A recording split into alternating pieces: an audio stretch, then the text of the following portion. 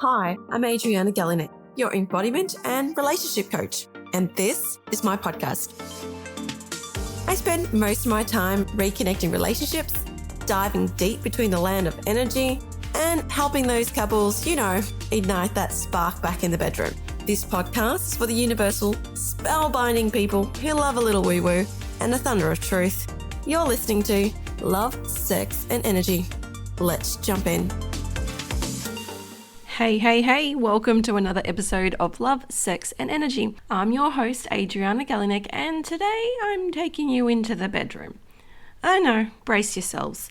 It's been a topic I've had people writing in, and I thought I would talk about the predictability in the bedroom. Now, if you have been, I'm assuming you have been in an amazing relationship, and we are talking about not the first few years where it feels like it's on fire, we can't get enough, we just want it to keep on going, we want to do it multiple times a day. We just seem to find that amazing energy. It's what happens later, what happens after. And if I was to speak about, I guess I'm going to talk about both men and women and our journeys, especially having kids, getting married, having kids, and getting into that funk of life, getting into that routine of, not that we don't want to be intimate, it's just that we're so exhausted trying to run the household that's really our last interest, right? Whether or not you have kids, it's the everyday life expectancy of having to meet our targets or our routines, or we have to do things that just need to be done, If I was to speak for myself, it's about things that, what I would need to do to run the household and go to work and do the sports activities and the birthdays, etc. And trying to find the extra energy to feel very, eluded into the bedroom, feeling very sexy or let's just make this happen. It does become a bit of a chore when your life is in routine. And it does become a routine when you're feeling that is your survival mechanism. So if I'm speaking for a woman or myself, when I had 4 kids under the age of 5, 4 kids under the age of 5, I can tell you the bedroom was the last thing I wanted to hang out in.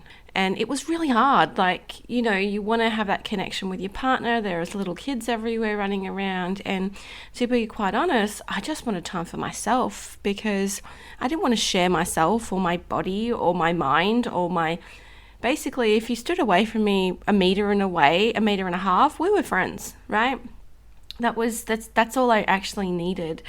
And to kind of reboot that energy of, what does that look like and how does that, not feel so stagnant in the bedroom, became a bit of a change for me when I noticed that, my survival mechanism was to make sure that I had full control over the household and making sure everyone was in routine.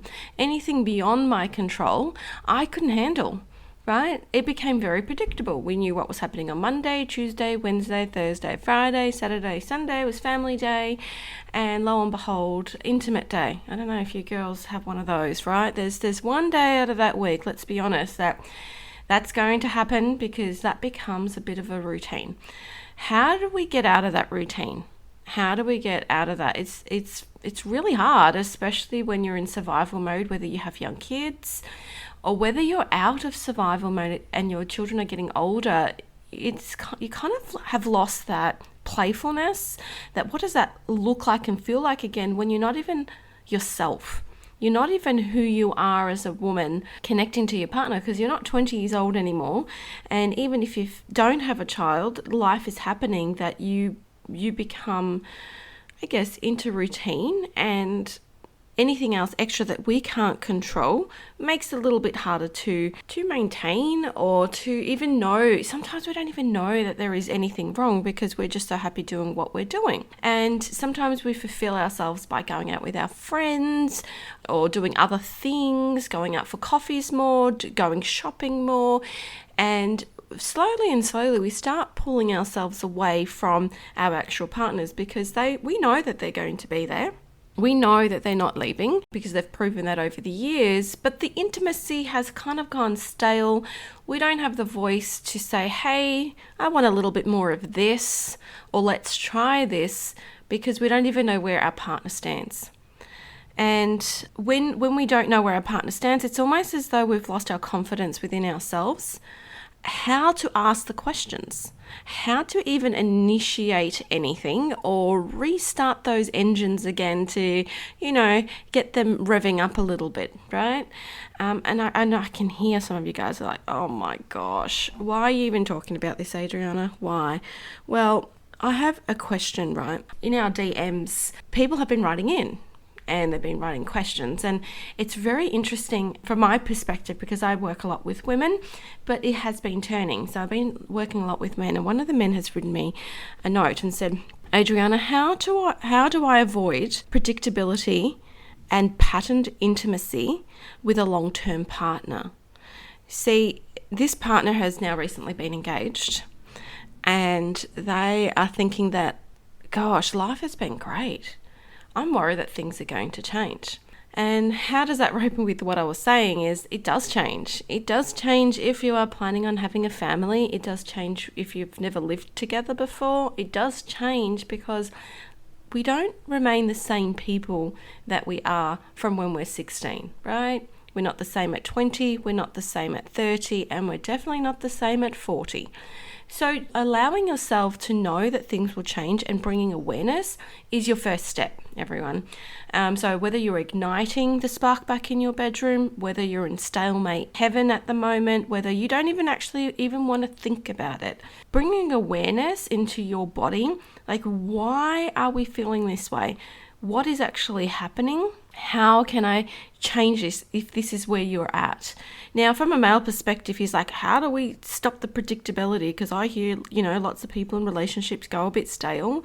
It's about keeping it alive and keeping the communication open. Communication is so important in any relationship. And it's not about, hey, what's for dinner? Or what can I do to help? It's about learning about the person that you're with. So bringing awareness, number one, into your relationship, bringing awareness within yourself. What is it that you're missing, or what is it that you actually are wanting out of this? Like, what do you want to change? What do you need? And being able to communicate that, express what that might be.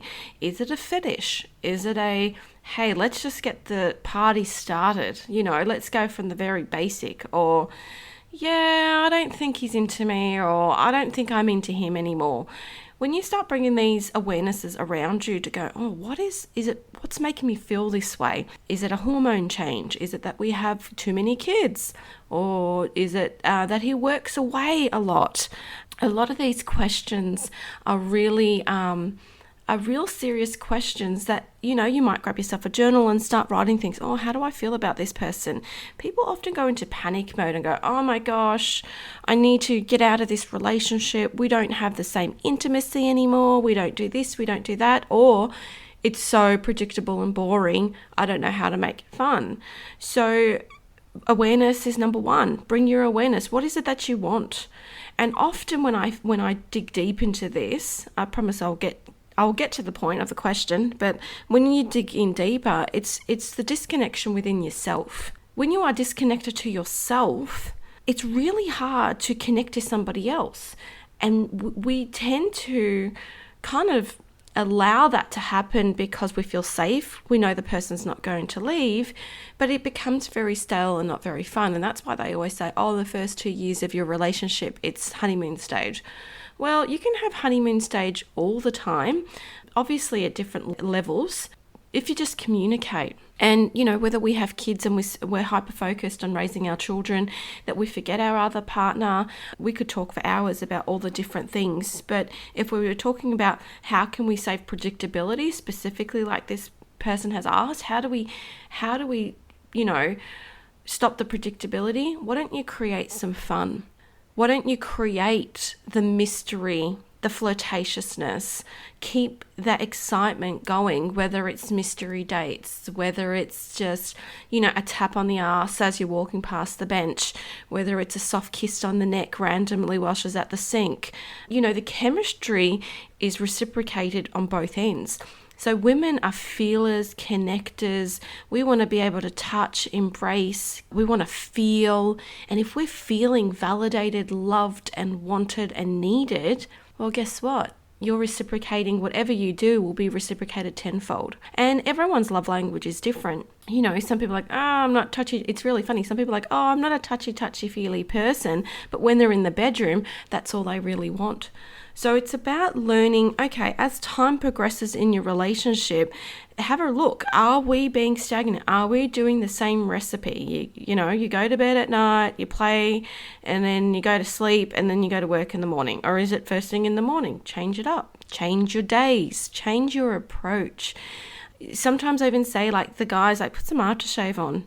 Change your scent. Be a little bit more playful. And the women, you need to be a bit more vulnerable. That's if your partner is making you feel loved and wanted and needed. And even if it's not happening right now, you can flash back when you're in that exciting part of your relationship. How flirty were you? How excited are you? Were you like bouncing around, flicking your hair around, putting on extra lipstick, freaking out over your outfit choice? How were you making yourself feel? And I can tell you that you were more than likely very vulnerable and playful and almost cutesy childlike, which is being a maiden. Being a maiden is what brings you and that playfulness and that freedom of fun into a relationship. And guess what? Men reciprocate to that. So it's a yin and the yang, guys. So if the guy is giving you the love that you need, the women can feel it, then they reciprocate in different ways. When you start creating that boundary and that trust or that fierce energy of, oh, you know, he's got me and oh, I've got him, and you can start then exploring different avenues. You can start testing different avenues, and how that might look for you is being playful in the bedroom. You might start off with face mask, yeah, like having your eyes closed and darkened and having those nice little feathered little ticklers that, like, you know, learn about your body and your senses. Do you like tickling? Do you prefer scratching? Do you prefer the little bites? Are you more of a, if you rub me harder, I like it more? You're learning about your body and your senses, and yourself as a woman reciprocates differently to a man. So, you know, we're soft and supple, and they are completely, you know, the opposite. They love the touch of a sensual woman that's feeling soft and appreciative and loving her body as it is. So, you know, a lot of it, like, this question could go on forever. That's as best as I can answer it from the perspective of how relationships stop them from being predictable. It all depends on where you're at. It depends on how far you're in your relationship, where your trust is in your relationship. Are you at the start? Are you at the middle? Are you at the end? Are kids involved? Are they not involved? Are you traveling? All these components play into your relationship, but the most of all is, are you showing your partner that the love that they need to feel appreciated? And guys, if you're listening, remember, it's not the way you are feeling the love all the time. It's not like, you know, your organs are on the outside. We brush past you and sex is on your mind straight away. Or if we come and sit down next to you on the couch and we touch you, you're like, oh, your antennas are up completely. Whereas for us, it's the affection, it's the touch, it's the feeling like, oh, we don't have to put out just because we're coming in for a cuddle, okay? And learning that it's okay that we don't actually want to be jumped all the time. And when we are jumped all the time, the predictability in our bodies, reject it. Women do not like predictability in the bedroom. You know, do it once, do it twice, do it 3 times. Then we're like, you're another chore, you're another child. I feel like I'm doing the dishes, putting the dishes away, putting a load of washing. It's the same. So keep it spicy, keep it fun, show your love to your partner, and vice versa, allow that to reciprocate. And when you're on the same ground, explore, like, have fun. This is why we have our mates. This is why we are together. This is why you've chosen the person that you're with. And if it's feeling a little bit stale, or your eyes are looking at other women, or men, which can happen, ask yourself why. Why? What am I not getting at home that I could be getting with the person that I've chosen? And if they are the person you've chosen, and you've got a really cool relationship, and you know, like, oh, I hear all the time, we're just such good friends. That's great that you're friends. It's amazing. But you want them to be your lover and your best friend.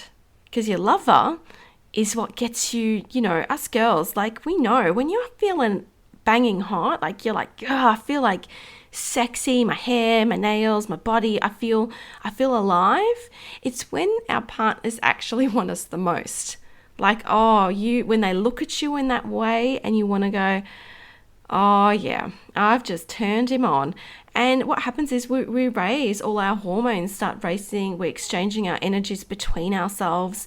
It's a natural chemical reaction that we have between our bodies. And that helps us keeping our vibrations high as well. So our days get better. Everything that we do seems a little bit better. And if you've had one of those moments and everyone's like, oh, you're really happy today, what happened?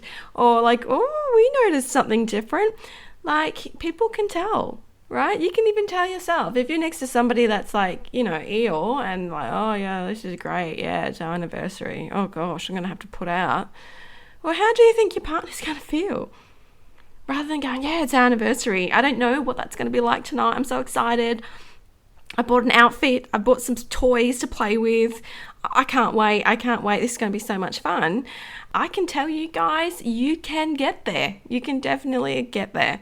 Hopefully that's helped answer your questions. If you have any questions and you want to know some answers to your questions, please DM me. You can shout out to me on my socials. They're all in the links below anyway, and ask the questions. You know, obviously I'll keep it anonymous, and don't be afraid to connect to what is it that you need out of your life, because our life is the only opportunity that we have to live the best of it. And why wait till we're 80 to go, oh, I wish I was 40 again? You know, life would have been, oh, if I could go back at my 50s, or if I could go back in my 20s, I hear a lot.